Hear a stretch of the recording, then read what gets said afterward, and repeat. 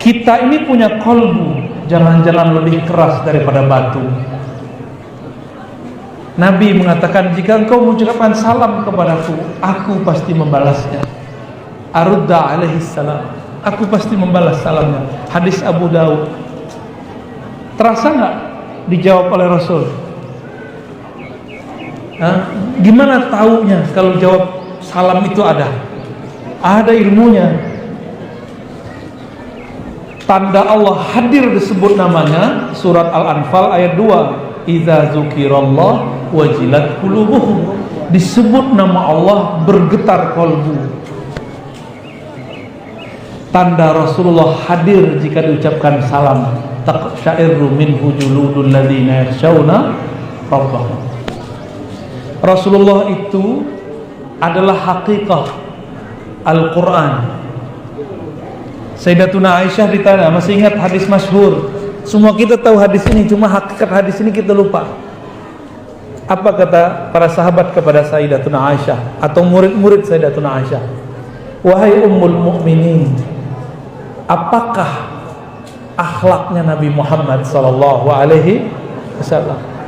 Apa jawaban beliau? Khuluquhul Quran. Masih ingat? Khuluq dengan khalq mirip. Khuluq itu karakter, nilai. Kalau khalq fisik. Beliau itu khuluqnya Quran. Berarti beliaunya siapa dong? Beliaulah al-haqiqah al-Quraniyah. Beliaulah hakikat Quran yang sebenarnya.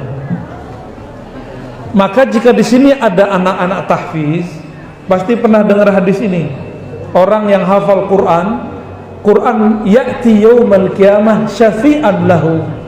Quran nanti datang pada hari kiamat memberi syafaat bagi dia. Itu yang beri syafaat siapa? Quran datang. Itu Qurannya siapa? Rasulullah sallallahu alaihi wasallam.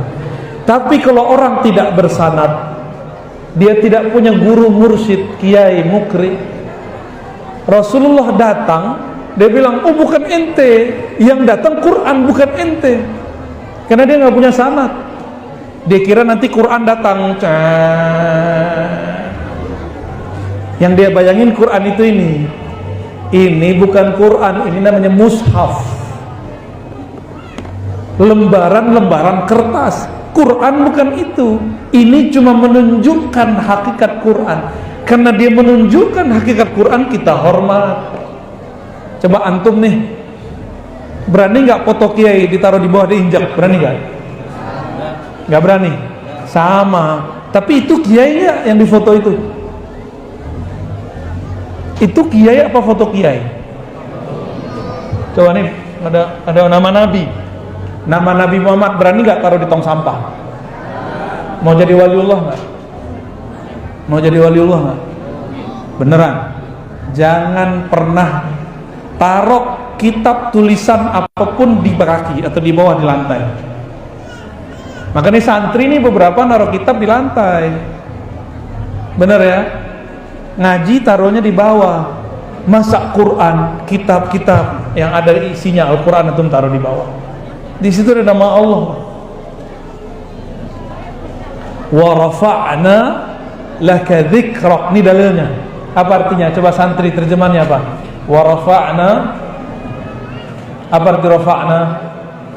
Kami angkat. Wa rafa'na laka. Untukmu hai Muhammad, dzikrak, sebutanmu, tulisanmu, namamu, gaungmu. Ada santri katanya pengikut Nabi Muhammad, kitab berjanji ditaruh di bawah. Allah ngangkat Nabi, dia nurunin Nabi. Gimana mau jadi wali? Al-Imam Al-Qushairi dalam kitab Al-Asma Al-Husna, Syarah Asma Al-Husna, beliau meriwayatkan bahwa ada seorang ulama dulu di masa Salafus Saleh. Salafus Saleh itu 3 abad pertama. Abad berapa? 3 abad pertama. Ibu-ibu gerah bu, gerah bu ya, maaf bu ya. Ke depan nanti pakai, tolong ada tembakan apa tuh ya, yang lebih gede pakai, biar masuk angin semua. Pulang-pulang dikerokin sama suaminya ntar. Mau? Udah Bu, nikmatin Bu, biar keringatnya keluar. Ibu kan kurang olahraga ya nggak? Berkeringatnya keluar. Pulang-pulang tinggal mandi lagi ya kan? Wa rafa'na laka dzikrak. Gimana cara ulama salafus saleh ini memahami? Dia lagi jalan, tiba-tiba di tong sampah yang sangat gede, di situ ada kaligrafi dibuang. Dilihat nama Allah, bergetar badannya, merinding, bulu romanya merinding. Teganya ada orang, ada umat, nama Allah, nama Nabi tertulis di satu kertas, dibuang. Langsung dia ambil, nggak sempat dia cuci, dia makan itu kertas, dia kunyah-kunyah. Ampun ya Allah, ampun ya Allah, ampun ya Allah. Kami su'ul adam, ampunkan umat ya Allah. Seharusnya ada bala mau turun ke negeri itu, nggak jadi turun. Karena dia minta ampun, nama Allah diselamatin. Itu nama Allah dikunyah, dari kertas dikunyah, dimasukin ke perut, dihancur-hancurin dulu di mulutnya. Dia menangis, satu bergetar dia. Di saat itulah nama Allah, iza zukirallah wajilat qulubuhum, disebut-sebut nama Allah, kolbunya bergetar. Dia bergetar kecapean, nyampe di rumah dia ketiduran. Malam-malam antara tidur dan jaga, Allah bertajalli dalam mimpinya. Apa kata Allah?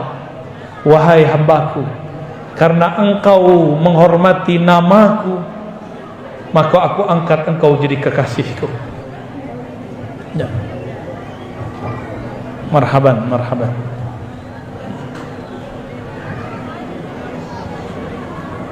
Silakan, ya.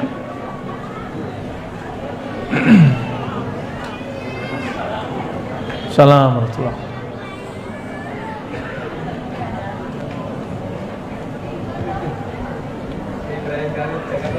Masya Allah. Tafadhal Pak Kiai, tafadhal Pak Kiai.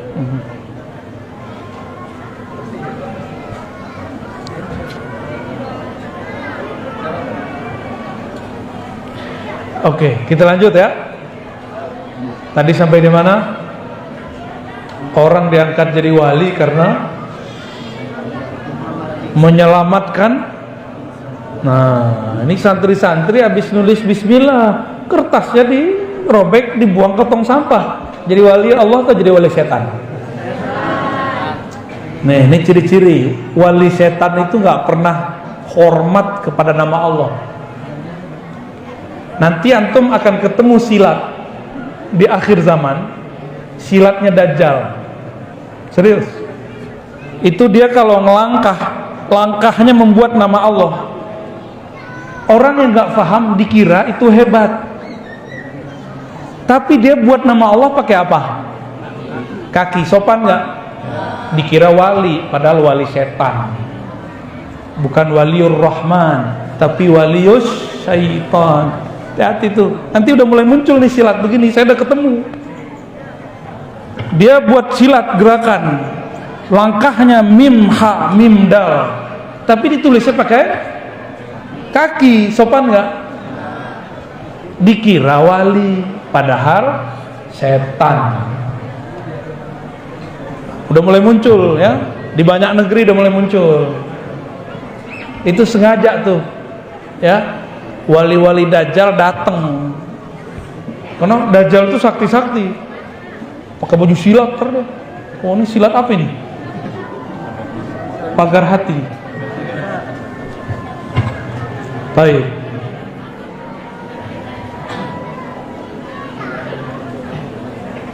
Nabi Muhammad sallallahu alaihi wasallam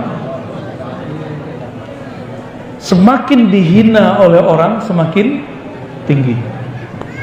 Masih ingat kisah Taif? Masih ingat? Nabi Muhammad itu lebih mulia dari Nabi Nuh atau di bawah Nabi Nuh? Lebih mulia. Nabi Nuh kapalnya dirusak oleh umatnya. Marah nggak? Marah. Walaupun udah sabar, marah juga. Gimana nggak marah? Ini kan kiai-kiai kayak kita ini, ustadz-ustadz kayak kita ini, gampang tersinggung sama jamaah. Ini hati-hati nih, kiai kok songong ya, ustadz kok belagu.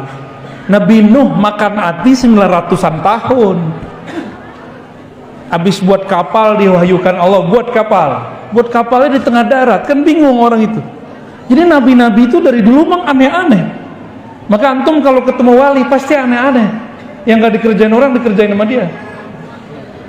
Jadi wali itu bukan orang biasa-biasa, emang aneh-aneh orangnya. 900 tahun berdakwah gak punya murid kecuali sedikit sekali, bisa dihitung pakai jari.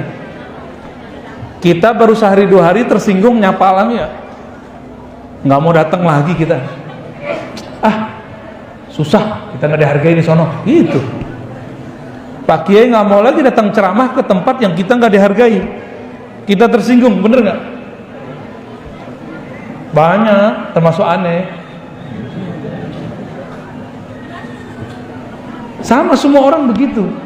Karena kita manusia biasa. Nabi Nuh bertahan 900-an tahun, tapi jebol juga pertahanannya. Akhirnya beliau mengatakan, ya Allah, di surat Nuh, jika engkau biarkan mereka hidup, mereka pun akan melahirkan keturunan yang kafir. Inilah sebenarnya salah, tapi bukan salah gitu. Keturunan mereka kan belum lahir, kok udah dipastiin pasti kafir. Itu sebenarnya Nabi ini kalau untuk ukuran orang awam nggak dosa, tapi untuk ukuran Nabi itu keliru.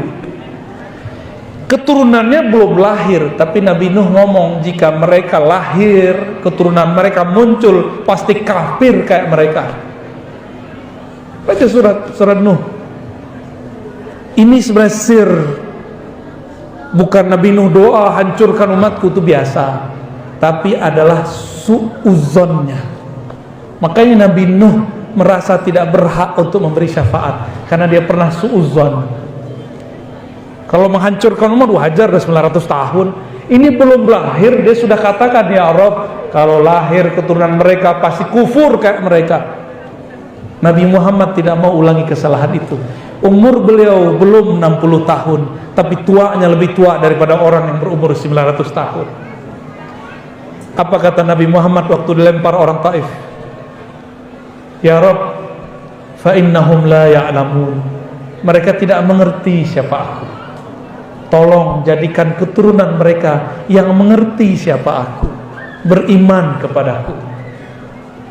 Mana yang lebih tua? Nabi Muhammad sallallahu alaihi. Nanti antum saksiin ya, kalau kita beruntung masuk surga, nanti akan ada orang nanya, ya Nuh, ya Nabi Allah Nuh, ente lebih tua atau Muhammad? Nanti ada yang nanya antar. Nabi Nuh jawabnya kira-kira gimana antar? Nabi Nuh akan jawab, kalau tua muncul nongol brojol di bumi aneh, tapi yang tua secara rohani Nabi Muhammad sallallahu alaihi wasallam. Makanya Nabi Muhammad mengatakan nahnu sabiqunal akhirun. Kita ini pertama disebut oleh Allah, tapi terakhir dimunculkan. Pertama masuk surga, tapi terakhir diutus di dunia. Sabikun ini boleh kita artikan lebih dulu, lebih tua.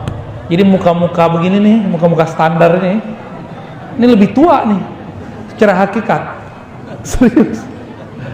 Antum saksikan nanti. Jadi di surga itu majelisnya para nabi, bukan makan-makan, kawin-kawin. Mereka sibuk ngomongin Allah, Allah, Allah, Ahmad, Muhammad. Itu aja bahasannya, supaya naik pangkat terus. Karena di surga sudah nggak ada sholat. Yang ada di surga apa? Wujuhu yawma idzin nadirah ila rabbiha ila rabbiha nazirah. Nggak apal nggak masuk surga ntar. Masuk surga nggak dapat isinya ntar. Minimal tahu ya ayat ini. Pada hari itu wajah-wajah berseri, kepada Rabb-nya mereka memandang. Ada orang sudah ketemu dengan wali, tapi dia nggak tahu bahwa ini wali. Udah sering sehari-hari, tapi karena nggak pernah kenal ciri-ciri wali, maka dia ketemu, dia cuek-cuek aja.